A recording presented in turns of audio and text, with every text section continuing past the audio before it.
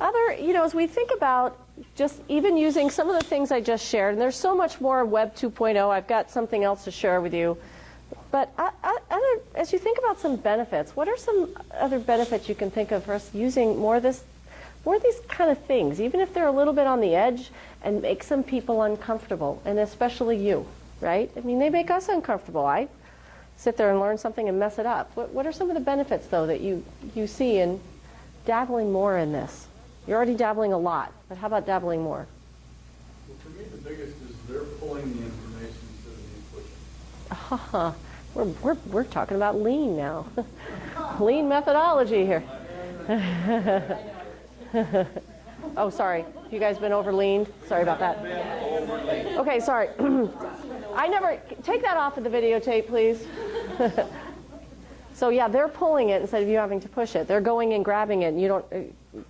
Instead of you having to do all of that. That's actually nice. For them finding things that maybe we don't want to talk about or not relevant, so you got to dial it back in that way. Okay.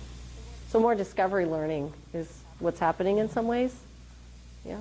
Okay. I was just going to say that talking about history, which is what I teach, it would be nice to take a field trip to Egypt, Yes. but at least through pictures and sometimes sound, whatever thing it is, it's a way to get them outside of their current environment for a few minutes.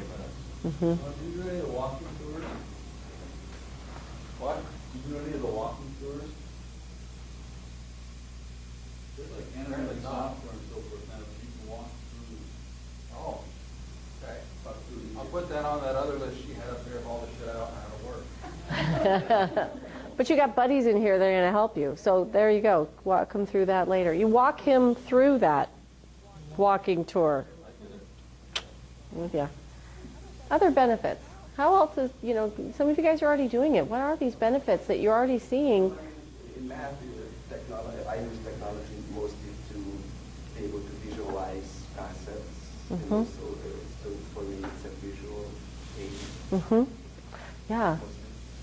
My sixth grader uses a geometry app. Not geometry. Is it algebra? Geometry? Well, I think there's both. There's a geometry app and then there's an algebra app.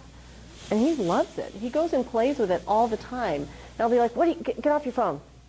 He's like, Mom, I'm doing math. Oh, and he shows me. I'm like, oh, yeah. Carry on. Keep going.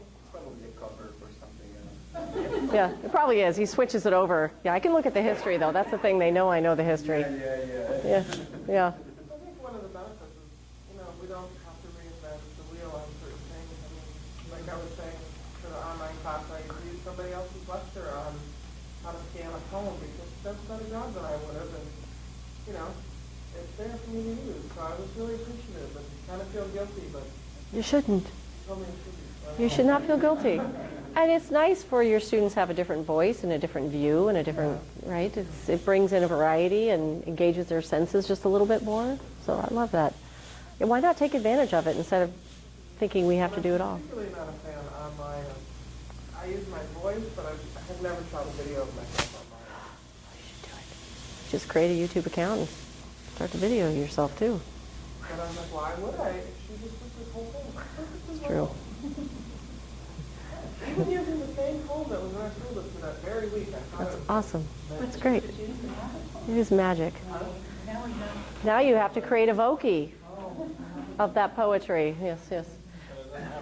I can imagine an avatar. I can imagine an avatar. You can with a Voki, it's really fun because you can, and with Telegami, you can change the hair color and the looks and the glasses and jewelry and you can put a male voice on a female anything. You can do. It's really kind of fun. You never know what you're going to get when you create a Voki.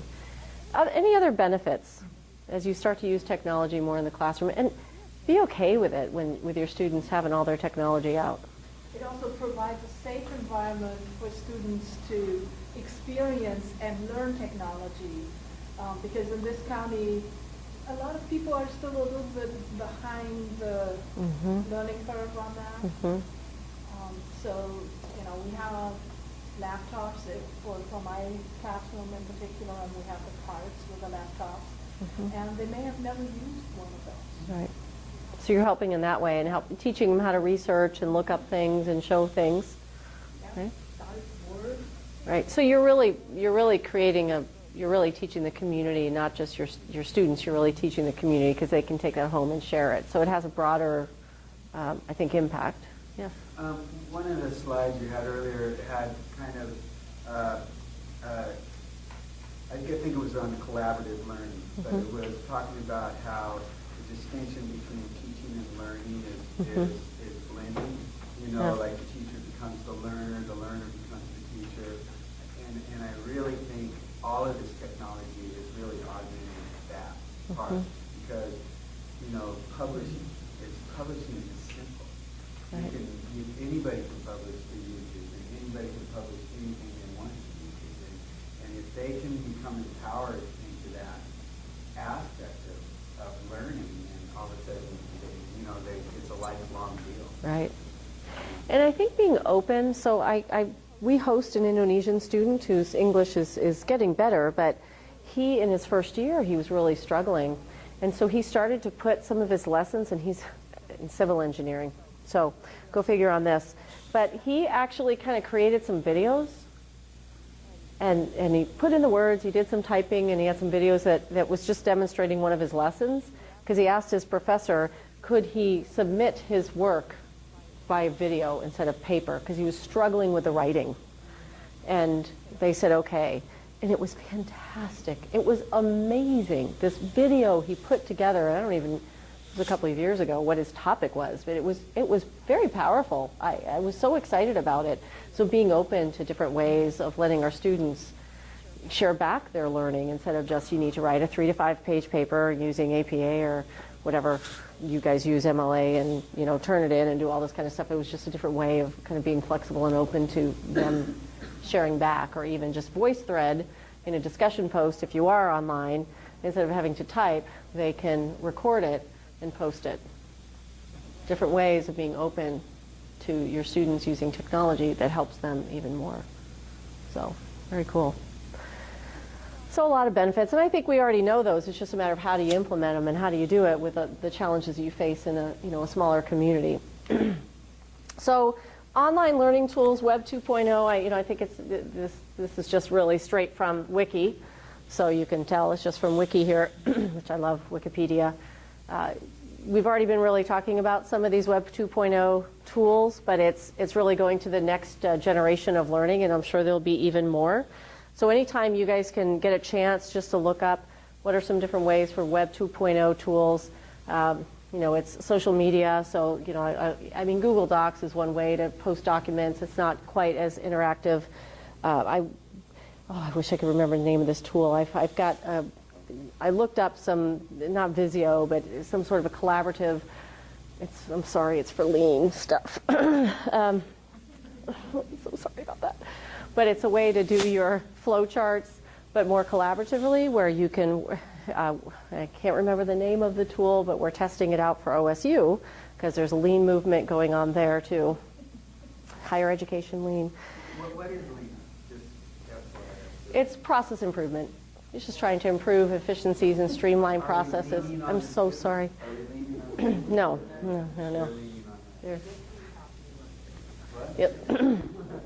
I'm not here to teach a lean class, but there's this great tool that a couple of people at OSU are evaluating. I just went and did a bunch of research on what are some different type of flow charting tools out there that would be more collaborative. Instead of just, let's put this on Visio and share the doc, how can I can do this and I can get this started and then I can just send it over to you so it's interactive. I don't even have to send it over to you. We can go to the site, we have a user license, I can go in there, I can go in, touch that document, add some things, and I'm not having to post it to Google Docs and say, now go into Google Docs and look at it. It's very similar, but this is more of a social media collaborative site. And it's almost like you get an RSS feed every time something posted, and it's just kind of cool. You get a notification when somebody's posted something, and you can go in there. And so it's just more of that, using some of the social media, virtual community. Blogs are great, but there'll be other things that students are using for that online learning. When I was doing my e-learning certification through Sloan, we had to go in and write in blogs, and just because it was a social learning community, not just write in a discussion board. So that's really Web 2.0. It's trying to take us to the next level of social learning, which is definitely our Generation Y learning, is much more social learning. So whether we like some of those social learning tools or not is a little bit irrelevant. It's how can we use some of those to really help our learners, some of our learners who love those, right? Maybe not all, but some of those learners. So social networking, blogs, wikis, in organizations, they have SharePoint, they have wikis and all sorts of things, video sharing, hosted services, web applications, really all the stuff we've just been talking about really fall into the Web 2.0. So you can now say, hey, we're doing stuff around Web 2.0. You guys are pretty, highfalutin here, because you're already doing using some of those tools that are a higher level of social and technology learning.